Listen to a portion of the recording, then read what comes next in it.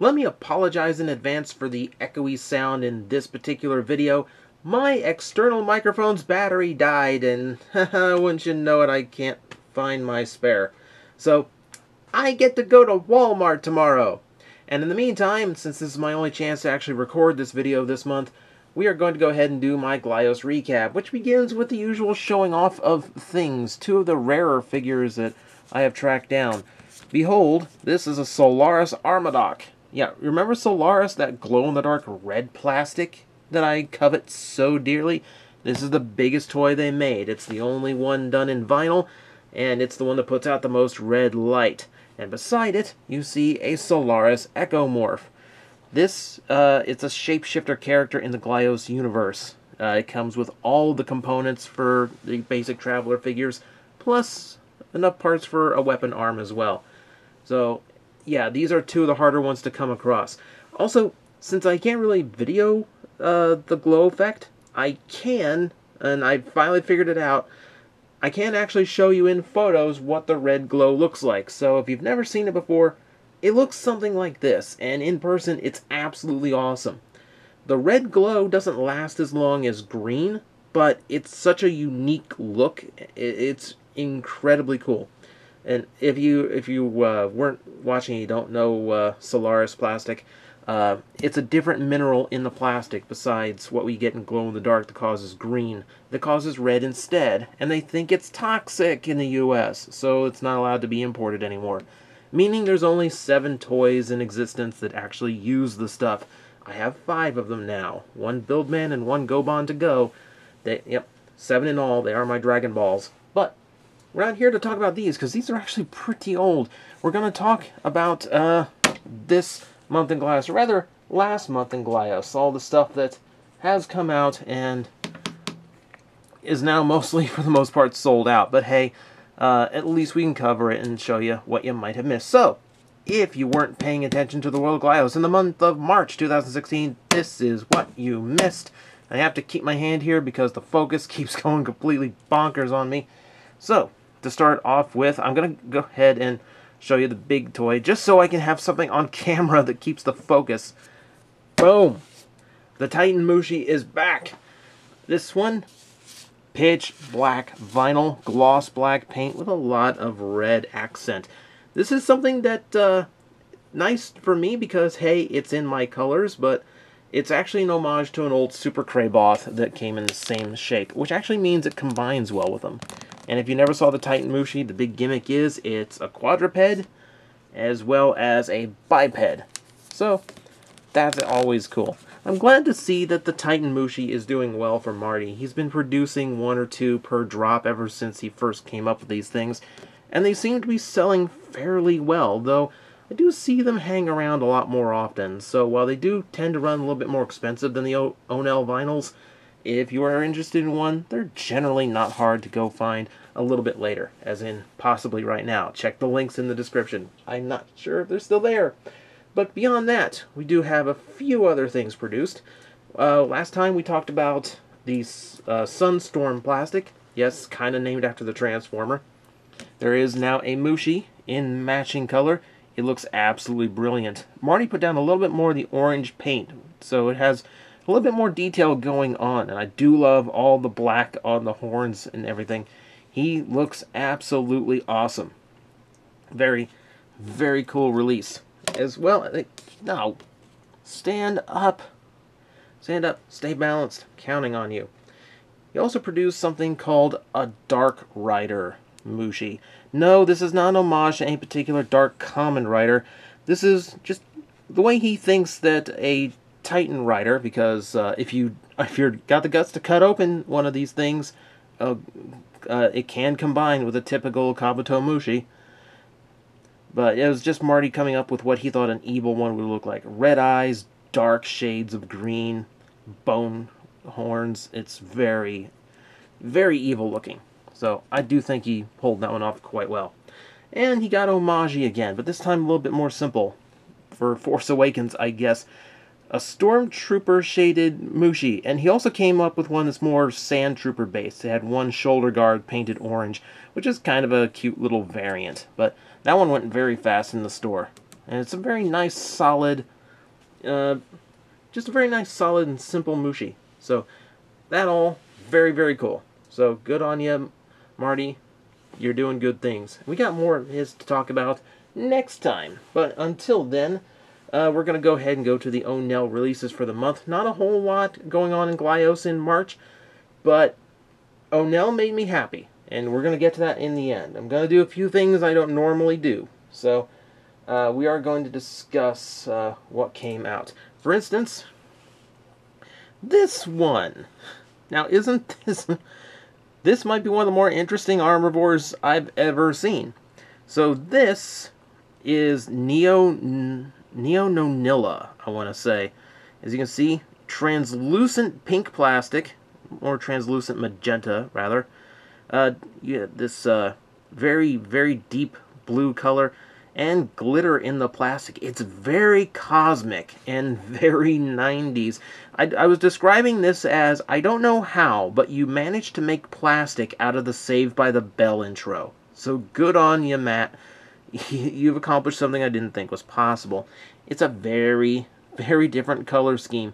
Very interesting, though. Very, very interesting. And if you liked that color scheme, it also came out as a Glyclops. This seems to be the gimmick that Glyclops is just going to run with. Translucent colors, glitter in the plastic, that sort of thing. This is one of those toys that started a debate over whether or not Glyos was getting too expensive. Because when you're talking figures like this, you get parts enough for 3 different character combinations, and all the parts need paint.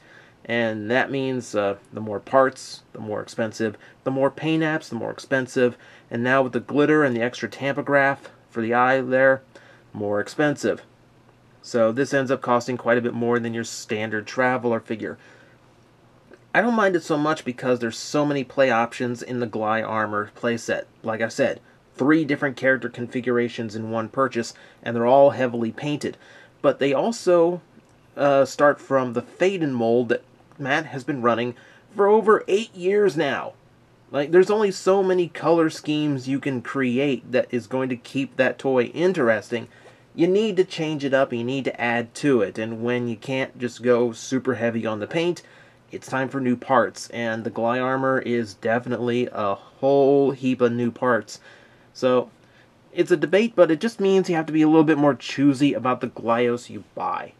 You know, at least that's what I tell myself. I try to be a little bit choosier these days, at least. Let's see, if you want something a little bit more plain looking, last month also saw the Type 0 Gly Armor released. This is more of a real type color scheme. If you don't know what real type is, it's more based on more military tones, things that are inspired by a lot of Japanese model kits, actually. Usually end up inspiring some of these.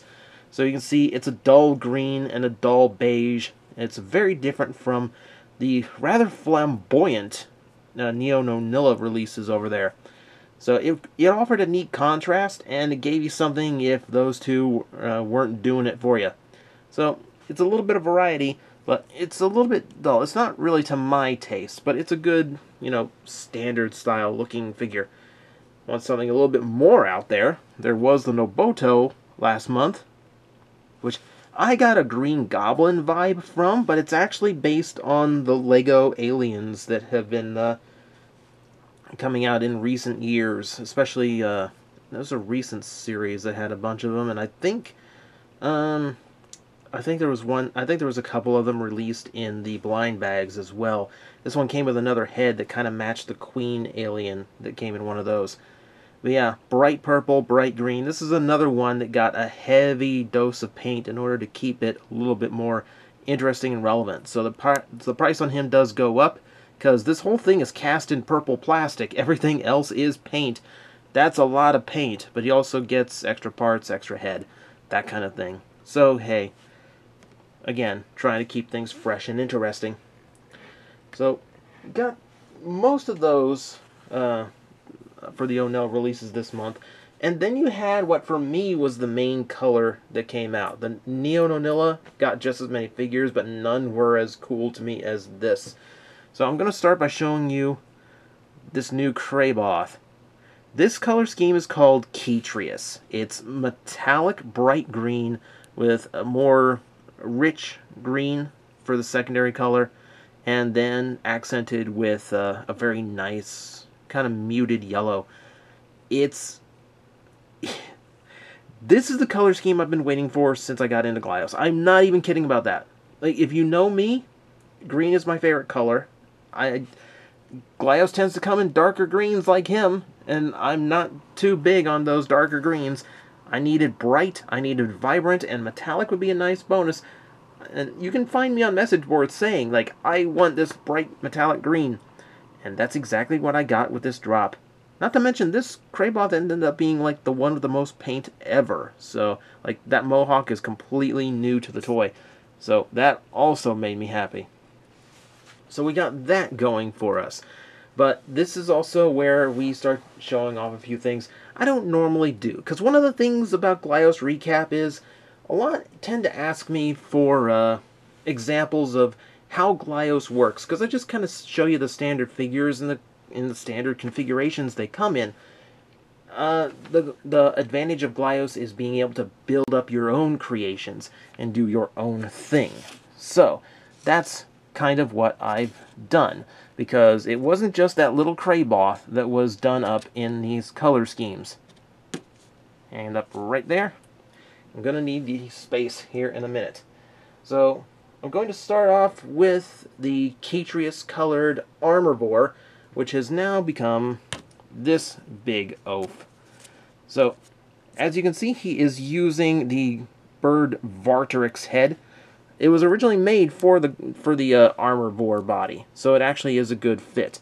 But you can tell it's the same toy as this one right here, but it's been beefed up with 2 sets of axis joints and a phase arm, because hey, Mega Man.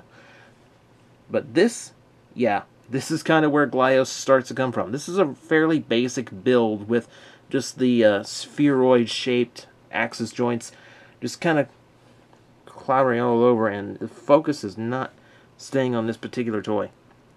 You see that brilliant green is still in there, and it's absolutely lovely. This is a build that's made for articulation, so if that's what your thing is and Glyos is not articulated enough for you, axis joints like this, left in their little sphere shapes, can actually attain universal motion. So you have all range of articulation you could want out of them. That's a very cool thing. And generally, the colors that get used the most every month are the ones that get axis joints. So if you're the articulation type, a couple sets of those will get you pretty much articulation anywhere you want, any way you want. But this is a fairly basic build, because everything's still mostly together. Little jetpack thing on the back out of the spare parts. That's pretty standard. I think that's the first, like, figure build I ever did out of Glyos. You can do a lot more with it, though. Keeping with the Keytrius Vartrix theme, when you split up the axis joints in their individual parts, you get some more unique options. So, here is one of the Glyarmor bodies with more axis joint upgrades, but done very, very differently. You can see on the shoulder, if it focus, the joints of the axis joint have become the shoulders, creating a completely different arm structure, completely different all the way down. You can see the hips have been done differently, very different shape, as well as the feet are completely new, completely replaced by axis joint halves. This is more options that you have available to you. The twin shoulder cannons, because of the system, also can get brought back, rotated down, and now you get a jetpack as well. So a little bit of standard options for you, and very simple ways of doing very different things with your figures. I also gave him more of a bird-like stance with his legs, which I think works out for him pretty well. So again, same batch of parts, very different system of upgrades. And likewise, for standard Glyarmor, we have here as well. Again, this is kind of a mix. I've split some of the axis joints and I've left some of them alone. So while he does have a good range of articulation, he has a much beefier and more solid look to him. You can see The arms keep at an interesting angle thanks to a few split joints there in the torso. Very heavy in the shoulders. Very articulate in the hips with the axis joints in there. Comes up with a very powerful, armored, kind of a superhero look to him. A little Iron Man, a little Samus Aran. I absolutely love building with this stuff. If my fingers have ever looked gnarled up or red in videos lately, it's because I've been spending, like, the last few weeks just building and tinkering with these things and just coming up with all kinds of stuff. If I've done any building in Glyos lately, it's always been in this green. It's the first time I've gone back for more upgrade parts. It's the first time I've double dipped on Gly armor, specifically so I could have more to build with. And getting done with all three of those, I had some space left. I had a batch of parts left, so I thought to myself, what head have I never built a body for? So, I ended up using one of the Armorvore's spare heads, and created something that I don't think many have ever seen done in Glyos before. I made a doggy! Behold the power of Glyos. So yeah, remember when I said Gly armor comes with a bunch of extra parts to allow different things? Those are from a Gly armor. So that's how I created the puppy's legs. And they create just the right shape to make something a little bit more natural for the pup. We have axis joint feet over here. We have fade-in feet over here. Gobond balls for the body itself. It's very rush in proportions. And the head is the back of an Armorvore head because they all have a dog head in the back painted on that no one ever uses. But hey, I used it. And a lot of people really love this build. And you can see by the fact I haven't taken it apart yet, I quite liked it too.